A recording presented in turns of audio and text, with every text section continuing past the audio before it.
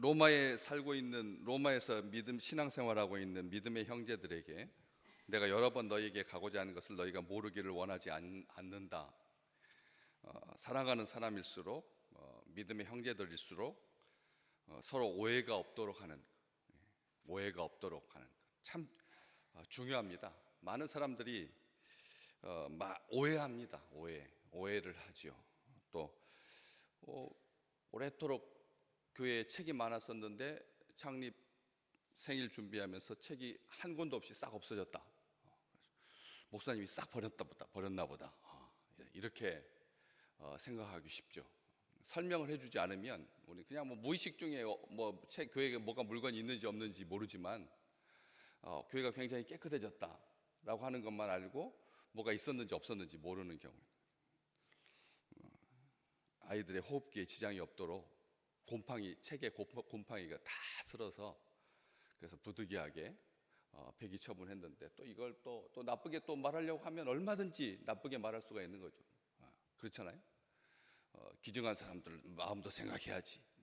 이렇게 할 수가 있거든요. 수근수근하게 된다는 겁니다. 교회에서 어떤 일이든지. 그런데 알고 보면 나쁜 의도를 가지고 그렇게 하는 사람이 없잖아요. 그런데도 불구하고 얼마나 조심스러운지 모릅니다. 특별히 교회 안에서 교회에다가 물건을 기증할 때는 집에서 쓰던 거 가져와서는 안 되거든. 그런 물건들은 조심해야 되거든요, 사실은.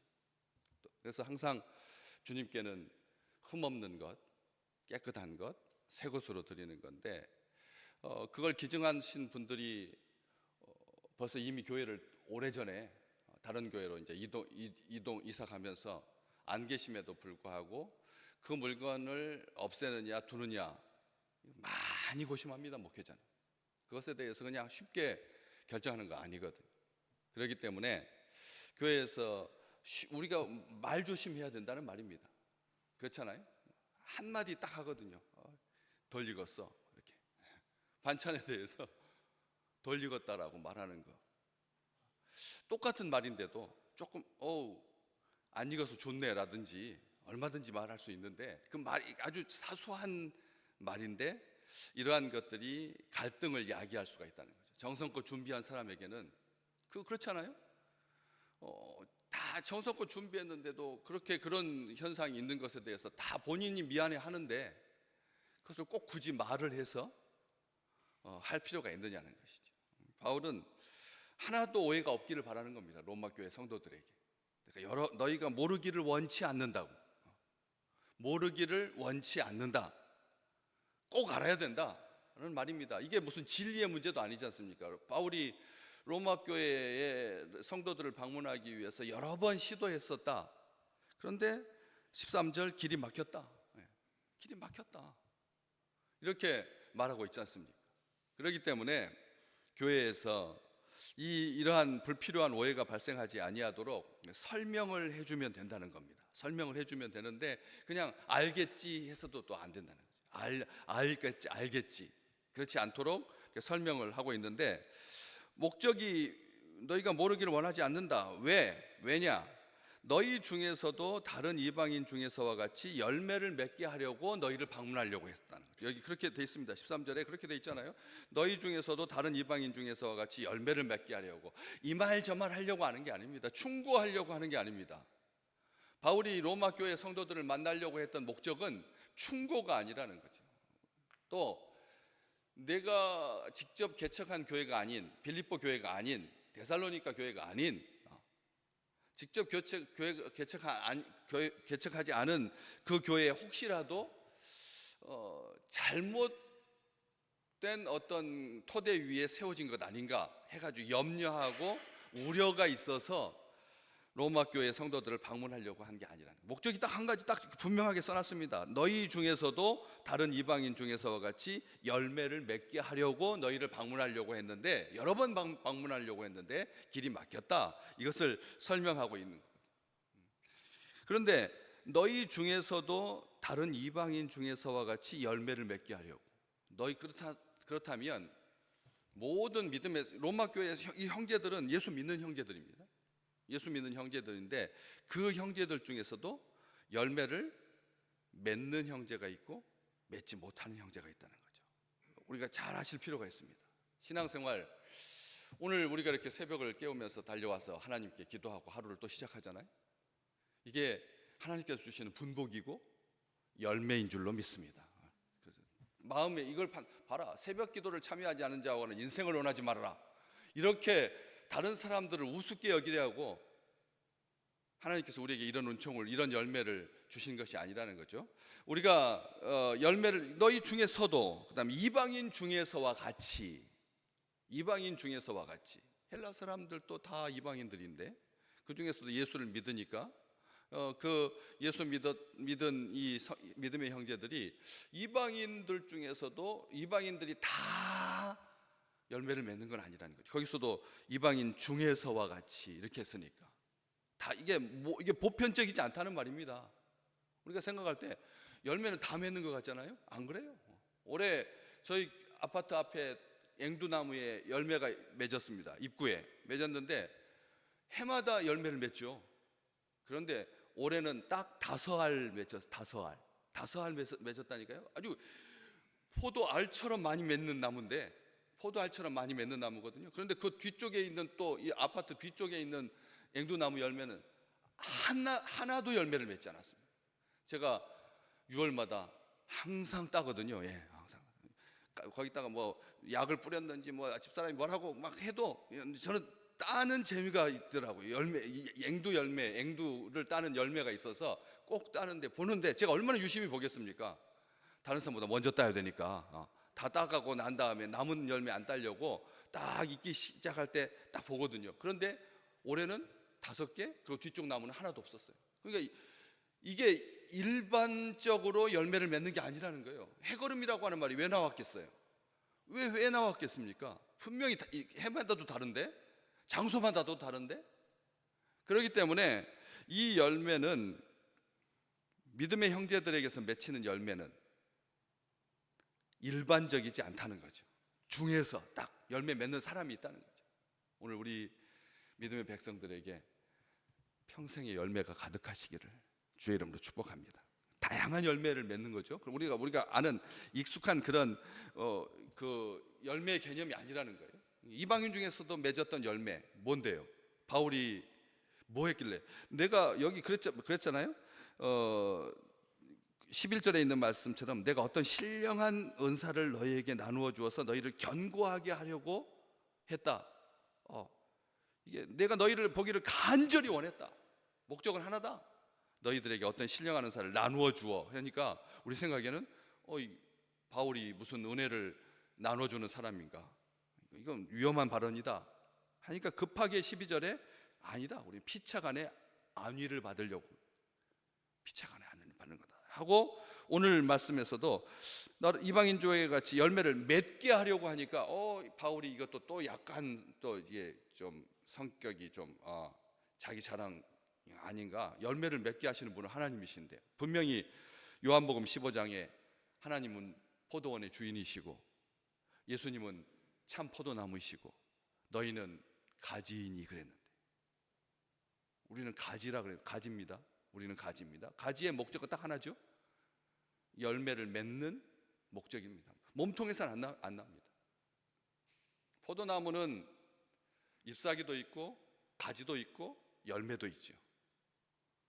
근데 중요한 것은 열매를 맺는 거죠. 너희가 내 안에 있으면, 주님께서 분명히 말씀하셨지 않습니까? 그래서 그렇기 때문에 열매는 하나님 것입니다. 하나님의 기쁨인 거죠. 하나님의 기쁨입니다. 그런데 하나님의 기쁨만은 아닙니다. 사람도, 지나가는 사람도 열매가 있는 거 보면 얼마나 기쁜지 모릅니다. 우리 교회로 오는 길에 첫 번째 저기 가가지고 우회전해서 저쪽으로 서대문구로 가는 그 다음 골목에 나무에 주황색 이런 열매가 살구보다는 조금 작은 열매가 나무보다 더 많더라고요. 나무에 잎사귀가 안 보일 정도로 풍성하더라고요. 정말. 그러면 아침마다 이렇게 차를 그 안으로 이렇게 오면서 볼 때마다, 야, 얼마나 제가 기쁨이, 하루가 그게 남의 집에 살구 열매잖아요. 그런데도 제가 하루가 다르게 보이는 거예요. 생각도 달라지고요, 마음도 달라지고, 이야 정말 너무 잘 가꾸고 너무나 실하고 벌레 하나도 안 먹고. 어느 날 봤더니 싹 땄더라고요. 싹 따가지고 주인이 그걸 혼자만 딱 입에다 넣겠습니까? 그렇지 않죠. 이웃에게도 나눠주고 형제에게도 나눠주고. 어때요? 주인만 기쁜 게 아니라는 거예요. 열매는. 그걸 잘 보여주는 말이 열매를 맺게 하다라고 하는, 이 맺게 한다는 게 바울이 맺는 게 아니라는 거죠. 이 맺는다라고 하는 말이 모은다는 뜻이거든요. 원래 헬라어에서는 열매를 모으게 하게, 모으다. 열매를 누가 모으는데요? 열매를 모으시는 분은 누구시는데요? 열매를 모으시는 추수꾼을 통해서 열매를 모으죠. 분명히 그렇죠. 추수꾼들이 낫질해가지고 알을 다 모으죠. 근데 그것은 영광은 누구에게 가는데요? 주인에게 가잖아요. 그렇기 때문에 열매를 맺게 한다라고 하는 말은 자기가 맺게 하는, 우리가 생각할 때 맺는다라고 하는 말은 하나님적인 요소이지만 모으는 것은 어떻습니까? 하나님께서 부리는 사람을 통해서 모으는 거잖아요. 그렇기 때문에 이게 그런 하나님의 영광을 가리지 않는다는 거죠. 자기 만족이 아니라는 겁니다. 분명 우리는 모으는 수고를 합니다. 오늘 또 모으는 수고를 합니다. 우리가 모으는 수고하죠. 전도지 지난주에 그 질문 전도지 많이들 가져가셨어요. 뭐 두세 장뿐만 아니라 10장씩 가져가시는 분도 있고, 또 드립커피 한두 개 다 자기 핸드백에다 챙겨가지고 가서 그냥 줄 수도 있고, 물어보면 설명해주고. 하나님은 사랑이시다. 하나님은 너를 사랑한다. 그런데 죄 때문에 하나님과 우리 사이가 이렇게 벌어졌다, 나누어졌다. 그것을 다시 합치고 하나 되게 하는 것은 예수님의 십자가다. 플러스 인생이 된다. 예수 믿으면 플러스 인생이 된다. 더하기 인생이 된다. 너희가 당신 이것을 믿느냐? 물음표. 너무 쉽잖아요. 쉽게 설명할 수 있도록. 우리 전도지는 어렵지 않습니다. 복음은 어려운 게 아닙니다. 복음은 쉽습니다. 누구든지 와서 값없이 포도주와 젖을 사라. 이 전도가 쉬운 거죠. 그렇기 때문에 전도지들 많이 가져가죠. 이 전도의 열매, 모으는 수고를 하는 거죠. 그런 마음을 하나님께서 주시는 겁니다. 이것은 수고입니다. 수고인 겁니다. 열매를 모으는 거죠. 열매를 맺게 한다라고 하는 말로 하나님의 일을 대신하겠다는 말이 아니라 열매를 모으는. 그래서 하나님과 이웃에게 기쁨과 유익을 주는 그 열매, 갈라디아서 5장에 나오는 사랑, 희락, 화평, 오래 참음, 자비, 양선, 충성, 온유, 절제, 9가지 열매를 이방인 중에서도 하나님께서 그렇게 맺게 하셨고, 그것을 모으게 바울로 하여금. 그래서 바울이 복음을 전할 때 어떻게 됐습니까? 많은 사람들이 회개하고 예수 믿고 영접하여서 구원의 열매가 가득했잖아요. 성령의 열매 분명합니다. 빛의 열매. 그리고 로마서 6장 22절에 나오는 것처럼 뒤로 6장만 넘기면 거기에 거룩함에 이르는 열매. 거룩함에 이르는, 옛날 육의 열매, 죄의 열매가 아니라 여기에서 열매는 거룩함에 이르는 열매입니다. 그 열매를 통해서 사람이 어떻게 된다고요? 거룩해진다는 거죠. 열매를 통해서 거룩해진다는 겁니다. 사랑하는 것이 거룩함의 열매입니다. 오래 참는 것이 거룩함의 열매입니다. 어제 어떠셨어요? 그냥 또 폭염이 또 시작되었습니다. 작년에 43일 동안 더 열대야가 한 달을 넘게, 열대야가 보통 때 같으면 한 열흘이면 끝날 그런 열대야가 그냥 40일 가까이 점점 더 그럴 거라고 합니다. 지금 계속 이렇게 올라가고 있거든요. 지금 20년대 후반 들어가면서 계속 열대야. 그쪽에서 막 짜증나고 막 습하고 그렇잖아요. 지금 유럽은 40도가 넘어가는 거예요. 모르는 사람한테 가서 막 칼부림해가지고 2명 다치고, 어제 자기는 떨어져서 죽고, 이런 일들이 막 생기고 있지 않습니까?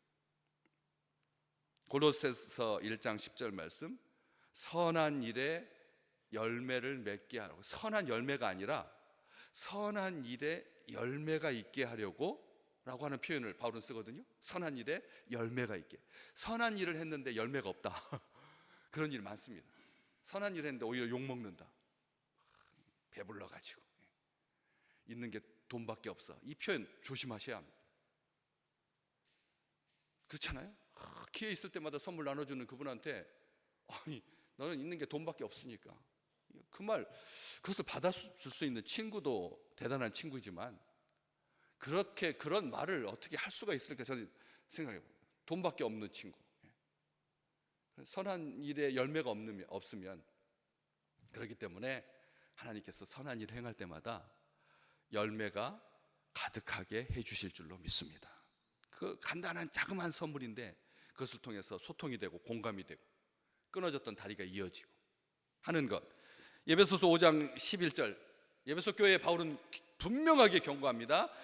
열매 없는 어둠의 일에 참여하지 말고 도리어 책망하라. 열매 없는 어둠의 일에 참여하지 말고 뭐 하라고요? 책망하라. 도리어 책망하라. 이 책망하라고 하는 말이 꾸짖으라는 말이 아닙니다. 책망하다라고 하는 말이 들추어낸다는 말입니다. 들추어낸다는, 죄를 드러낸다는 말. 죄를 드러나게, 어떻게 드러나게 할 수 있는데, 죄가 하나님께 기도하면 되는 거죠. 하나님, 저 악한 도모가 오늘 드러나서 하나님께서 이 땅에 행하실 아름다운 것, 선한 것, 선하고 공평하신 그런 것들이 가득하게 해주십시오. 이게 들춰내는 게, 죄를 쫓아다니면서 이렇게 들춰내는 게 아닙니다. 하나님께 기도하면 하나님께서 다, 원수의 그 악한 모략이 당일도 가지 못한다고 성경 분명히 말합니다. 악한 모략이 당일도 가지 않게 하나님께서 다 드러내 주신다.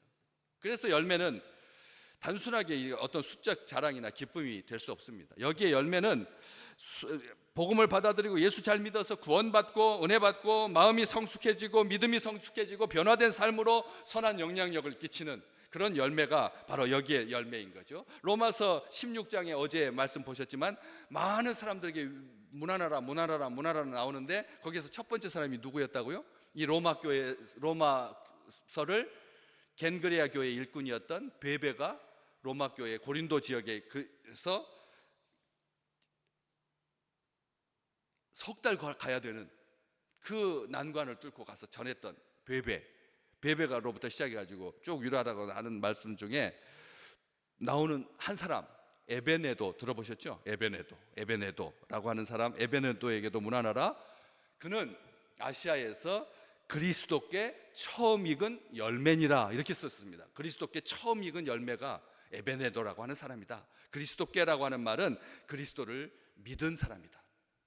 열매가 그리스도를 믿은 게, 최고의 열매가 뭐냐? 가장 아름다운 열매가 뭐냐?